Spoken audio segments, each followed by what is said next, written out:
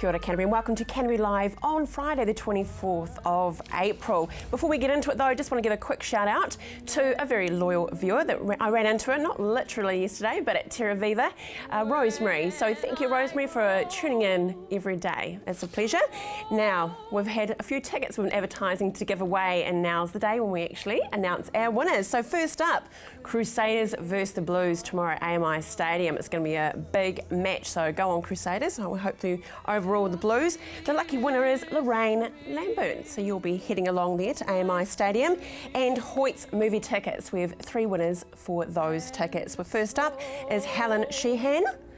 Next up, Olivia Bromley and Anna Scarlett. Now, ladies, all of those tickets are available now at the CTV reception, so come and collect it. We'll be here until 5 o'clock. And last but not least, this beautiful painting, sadly, will be leaving the set today, The Poppies. And of course, that was painted by Ira Mitchell-Kirk. And the lucky receiver of that painting will be Alana Sanford. And we had a lot of entries, but hers was quite special. I can't share it all just because of time restraints, but for the past 35 years she's attended the Dawn Parade, and she even once went to Anzac Cove and camped out, and really would love to have this as capturing the memories that she shares of Anzac Day. So congratulations to you, Alana. It is yours and is here waiting for you to collect it. Coming up on today's show, yes, it is a day before Anzac Day, so of course we have to have the man in charge in Christchurch. The RSA President, Mr. Pete Dawson, joins me to see exactly how it's all teeing up for that. And a very special lady joins me today, Frances Oxley. She is turning 100 tomorrow, so we see exactly what she's got planned for her big day. And Mercy, the Foodie Fix segment, and we're cooking Anzac treats, and you know what, they're even healthy. But first up, they've got a big weekend this weekend. Let's head down to Christchurch's leading entertainment venue, Christchurch Casino. All in, he said. I could sense them in the distance. The rattle of the ball, the snap of the cards, a whisper of romance, a laugh. Some were serious, some were excited. But it was an easy call. And joining me now is CEO Brett Anderson. Welcome to Canterbury Live, Brett. Good morning and thank you. That's all right. Now, a big day obviously tomorrow with Anzac Day, and you're well and truly celebrating it down there, aren't you? Yeah, I mean, I don't know if celebration's the right word, but commemorate it and remember. I mean, we close at 3 o'clock tomorrow morning and we open again at 1 o'clock on Saturday afternoon. But you know, probably the difference for us on that day is that being an R20 venue, it's a day our employees can bring in their friends and family and actually show them their place of work. So we open the doors at 7:30 and our employees come down after the Dawn Parade and show their family around and show where mum and dad work, and potentially maybe a few additional employees in there. Oh yeah, oh okay, that's early recruiting, isn't it, for them there? I mean, Monza there, I know you set up even like the PlayStation, things like that for the kids. Yeah, we've got the 140-inch television screen, and yeah, Darren, our security manager, brings in his PlayStation, and the children get up there and have some great fun and just the children. Yeah, the children, yeah. Adults push them to one side. Exactly. Now let's talk about though the Anzac Starlets that are performing this weekend, which is pretty awesome on Sunday. Saturday night, yeah. Okay. We have a dinner show in the Grand Cafe, 2 sittings, 6:30 and 8:30. Starlets, a trio of ladies that are going to sing songs from the various war eras, and carvery and dessert buffet. So I believe there's still a few places available for that. Oh, great. But apart from that, though, tonight, though, is always the wristbands. Tell us about the wristbands. Yeah, Friday night wristbands. Sort of came out of the earthquake, so to get people back into the city, back into the casino. And, yeah, come up the stairs, be a couple of friendly employees handing out wristbands, put the wristband on with a number. Every hour there's a draw and you can win $1,000. So we give away $12,000 every Friday night. Okay. Not a bad place to be employed at, is it, the Christchurch Casino? No, well, I've been there over 7.5 years, longest I've worked anywhere, so that might say something in itself. But no, we've got about 23 employees that have been over 20 years. A large number 15, large number at 10. What we do is we get quite a few employees that will come in, learn the trade, so to speak, then they'll go overseas and gain more experience. Then they come back to us, which is good for us and good for them. But it's one of those places where loads of opportunity. I mean, we advertise all positions internally. People transfer from one department to another, learn some skills, very transferable. I mean, you started as a dealer, didn't you? Yeah, 25 years ago. Oh, jeepers. Yeah, 25 okay. years in 14 countries. Rightio. So there is growth to move within the industry and up the ladder. There is. I mean, in terms of what's happening, I mean, sometimes you have to move to another country, another location, which is good in the sense that you do get experience and learn some more skills and a lot of awareness. And then when you look at the growth of the industry around the world, particularly in Asia at the moment, it's very significant. Some great opportunities out there. Radio. Your website, you're always updating, keeping us informed of what's coming up, christchurchcasino.co.nz. If we've never been down to the casino, what can we experience when we come through the door? I'd like to think happy, smiling people for a start with a great welcome. Yeah, I mean, we take a lot of pride in how we maintain the building, how we present ourselves. And reality is it's entertainment, various options. I mean, we've got some great dining options available. Grand Cafe, Monza, Machina is popular for dining. A lot of people don't realise Machina offers dining, and they offer some very good food and good value. But yeah, main thing is it's just entertainment. Tonight, live music. Tomorrow night after the show, we're going to have live music in the Grand Cafe as well. That will go through to 1 o'clock on Sunday morning. Brilliant. Okay.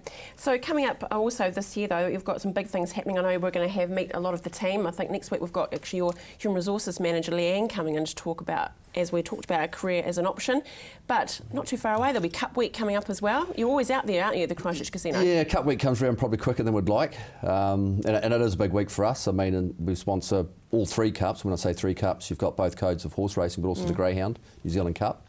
And it's a big week for Christchurch Casino, a big week for Christchurch City itself, and a big week for a lot of people, probably too long for many. Okay. Well, all the best to you and your team. It's great you've got the opportunity for the staff to go into the casino tomorrow as well. But have a wonderful long weekend. Thank you. Okay, now stay with us after the break. A very, very special lady indeed. She's turning 100 tomorrow. Frances Oxley joins me. And if I tried, I still beneath the lantern by the barricade. Darling, I remember the way you used to wait. Now, birthdays come and go, but I tell you what, this Saturday, Anzac Day tomorrow, a very special lady is turning 100 years old. Incredible, a very special day. And someone will probably smack me in my hand when I say, hello, Steve. Hello, Andrew. But this is Frances Oxley. Welcome to Canterbury Live. But you are called Steve. Yes. Now you need to tell us exactly why that is so. Oh, goodness. My parents were both married twice, and Mum had 3 daughters who were Newnhams, and my father was Stevens, so of course I was christened Frances Grace Stevens. And when Mum's daughters were courting, their boyfriend called me Young Steve, and I've been Young Steve ever since. And I much prefer it to Frances, because people would spell it incorrectly, and I didn't like that. I They would love spend that. it CIS instead of CES, you see. Yeah, right. That is gorgeous. So now you've got, correct me if I'm wrong, but you have 4 children, 7 grandchildren, and 14 great-grandchildren. Yes, that's right. So what do they call you? Most of them call me Nana, I think. Not Nana Steve, No, just Nana. just Nana. Yeah. Nothing wrong. There's nothing just Nana. Nana's a very, very important part. And I believe that you have an iPad. Oh, yes, of course. I've had that for quite a while now, thanks to my granddaughter, my grandson Martin. Oh. And I correspond all over the world with relatives and friends. Okay, so let's go back 100 years to a very special day when you were born. And obviously you didn't know then what a significant day. No, because it that wasn't it was. England's war, it was No. Australia and New Zealand, yes. That's right. So moving forward though, how was it, do you remember, as a child, through some quite difficult times? Oh, yes. I was fortunate being born in a, he's not actually in the bakery, but behind the bakery. And so we had bread and things, and we had a butcher next door, so we exchanged bread and meat. And so we had no bother with rations, which a lot of people had. And we were very fortunate like that. Yeah, it's a wonderful way of looking at it. You were fortunate as you are. Very blessed. And very blessed. Okay, so it is a big birthday that's coming up on tomorrow, and I believe you're celebrating it in style. Yes. I'm being driven on a 1500cc Harley Davidson motorbike. Let's not gloss over that for a moment. Let's step back what you just said. You are arriving at your birthday party on a Harley Davidson. My goodness. 1500cc. Yeah, let's. Steve said 1500cc. Let's not miss that out. Is it your first time on a motorbike? No. He took me along one road at 100 miles an hour on my 95th birthday, I think it was. And I just loved it. I love motorbikes because my husband had one. Oh. When we were courting. Oh, is that what he did to win you over on the back of his bike? No, actually, I think I bought it for him. Didn't you just? Well, how vogue is that? You had to buy the bike for him to put you on the back of it. That's right. Crikey. Yeah. Jeepers creepers. And what else is happening tomorrow then for your special day? We're having a big party at my church, Spraden Baptist, and I think there are going to be about 105 there.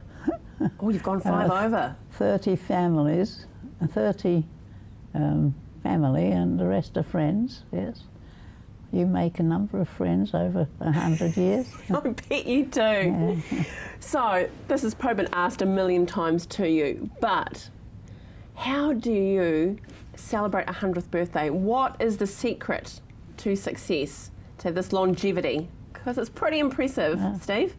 Well, it's all God's grace, basically, but I have got a number of little health tips that I've followed for a number of years. Share them. A pinch of Epsom salts in your first cup of tea to relieve or prevent rheumatism, and I haven't got any. And dessert spoon of linseed on my cereal every morning, and half an hour's walk a day. You heard it here. My goodness, this is a secret to a long and beautiful life. Well, here's a little gesture from us here at CTV, because I know you've been getting lots of flowers, but that's just a little gesture.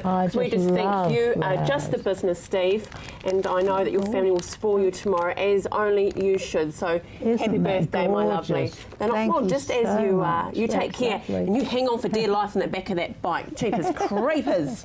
But you've got a lovely leather jacket as well. Okay. From here to another wonderful gem, Mercy joins me after the break. It's our foodie fix. See you soon. Oh, you're lovely.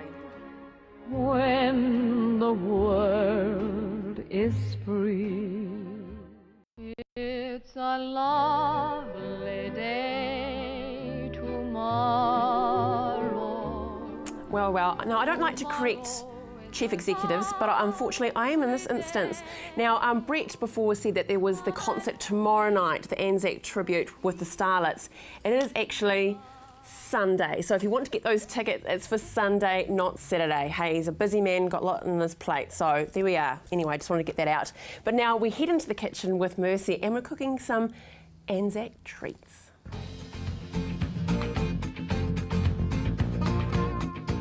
Mercy, you're giving us a treat that probably we could use tomorrow on Anzac Day. Anzac Day is tomorrow, and I thought, instead of making traditional Anzac biscuits, that I would show you a little alternative, which is also a very healthy alternative as well. We love that. Yeah, we do. So today we're making raw Anzac truffles, and all you need is just sort of like nuts, coconut, a few things to combine it together, and then you just bung it in the fridge and you're done. So love bunging in the old fridge. It's love great. it. It's really, really simple. And I love it because it's also healthy, like I said. It's wheat-free, it's also vegan, and it's dairy-free as well. Perfect. Yeah. Now you've got your gorgeous mixer to the side of you. Yeah. So let's start with putting away. So what we're going to do is we're going to add our cashews first, and there's a cup of cashews in here. So just the non-salted ones. Can you use other nuts? Yes, you can. So really, if you want to substitute it with, you've got your macadamias or your Brazils or whatever you really like eating, just put them in there. Maybe you've got some hidden in the cupboard that you need to use. Yeah. I've got some sesame seeds here. They're really yummy. I've got 2/3 of a cup of sesame seeds. Going to put those in. Untoasted? Yep, so just raw. The cashews, I've actually got roasted ones, but that's only because I had some of those already ready to go. But you could use raw ones of those as well. And then I've got a cup and a third of rolled oats. So again, raw oats, putting them in. Great. Those are awesome because usually you've got like a whole bag in the cupboard that you need to use. And then I've got 2/3 of a cup of coconut. That's desiccated coconut. Putting that in there. And secret ingredient, we'll just do a wee pinch of salt as well. A good pinch. Salt, good Murphy pinch. Good pinch of salt. And then we just combine it all up. Now what you're looking for is kind of like a breadcrumb consistency. Okay. So, excuse the noise.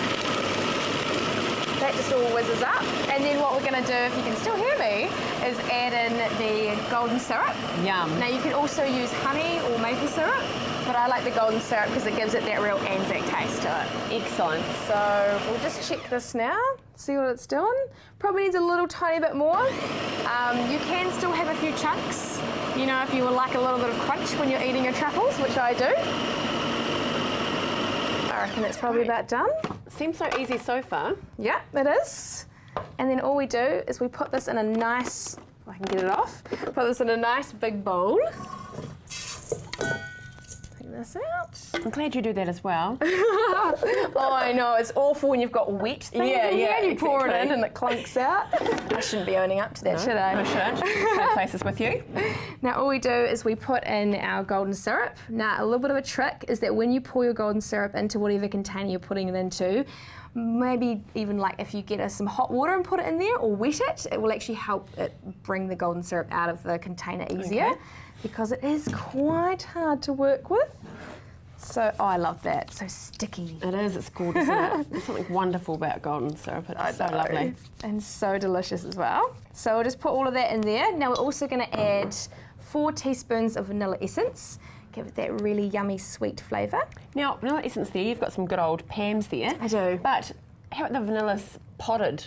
Stuff like that. Does it matter if the quality of it, or? It doesn't matter too much about the quality. You will notice some flavour difference depending on what you're making. I find with general baking, your old Pam's is fine. Good old Pam. She knows what she's doing.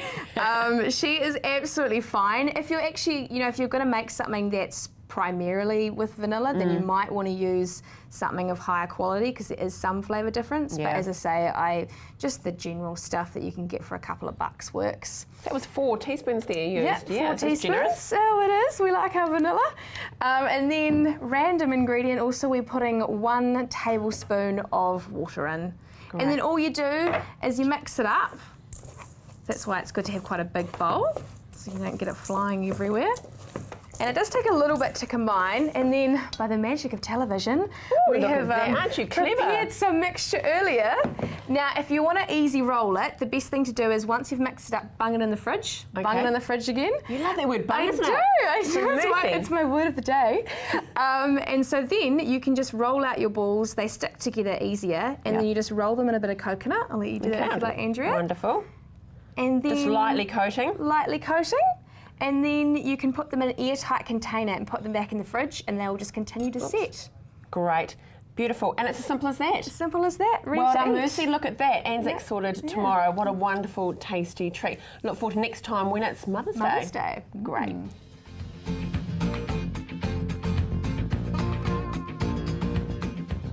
Rightio, Yama, we're just talking about the Anzac balls. I've got none to offer you though, unfortunately, that's all Pete. right. Just No myself. Of course, Pete Dawson, Christchurch RSA President. My friend, it's been a pleasure though. We've caught up a couple of times this week, been out and about to the RSA. How are we feeling? How's the team ready for tomorrow? Great, we're all ready to go. We've a lot of preparation going on. You know, we've got a walkthrough this afternoon for both the dawn service and the citizen service. The RSA is being set up at the moment, making certain we've got the space for you know, everybody for breakfast straight after the dawn service, and then of course the bar will open.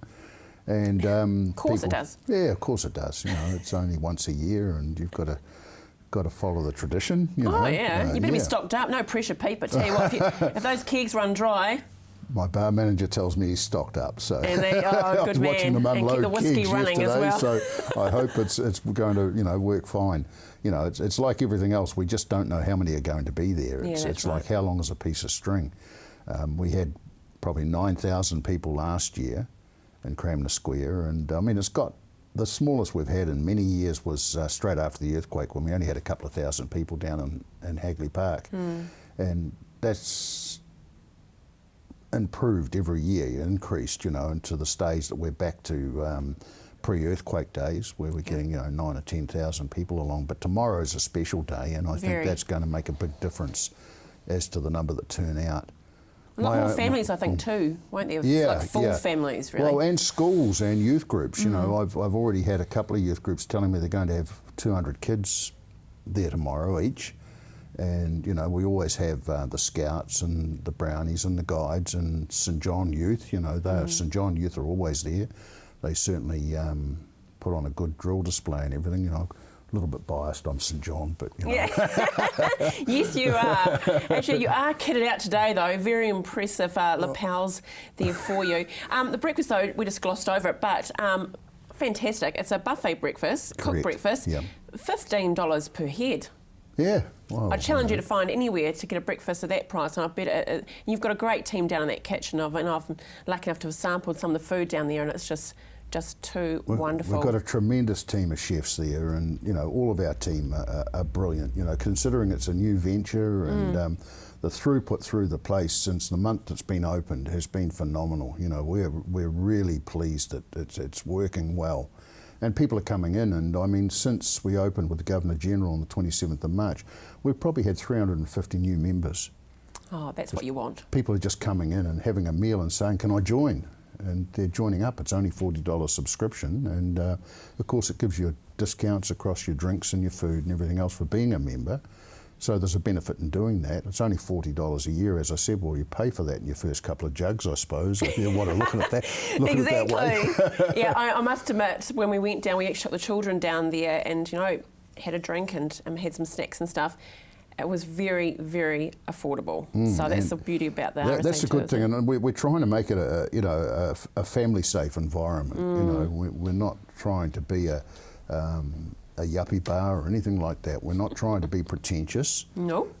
We're trying to give good quality food, prepared by very, very experienced and talented chefs at a level that families can afford. And the kids can come and have a look at the history, which is the most important aspect of it. There's so much history, as you know, on display there. Fantastic. And there's a lot more of that to come because we can't fit everything into the building that we've got, so we'll be rotating it. And it's, it's something that the kids love. On Wednesday morning, I had 90 school kids there, primary school kids. And we showed them the building, and we did a little service out the front, and they laid wreaths that they had made and sung the national anthem, and I pointed out on the wall that it had the words, "We will remember them," and explained the significance of that phrase. It's the last phrase of the ode to the fallen. And then I said the ode for them, and to my surprise, once I said at the end, "We will remember them," there were 90 kids returned with, "We will remember them," and it's not something I would expect to happen from a primary school. It was just brilliant. They were wonderful. It's quite chilling, really, isn't it? It was, it was just something that the kids are taking it on board and learning, and that's important. We don't celebrate Anzac, we don't celebrate Gallipoli, we don't celebrate any war.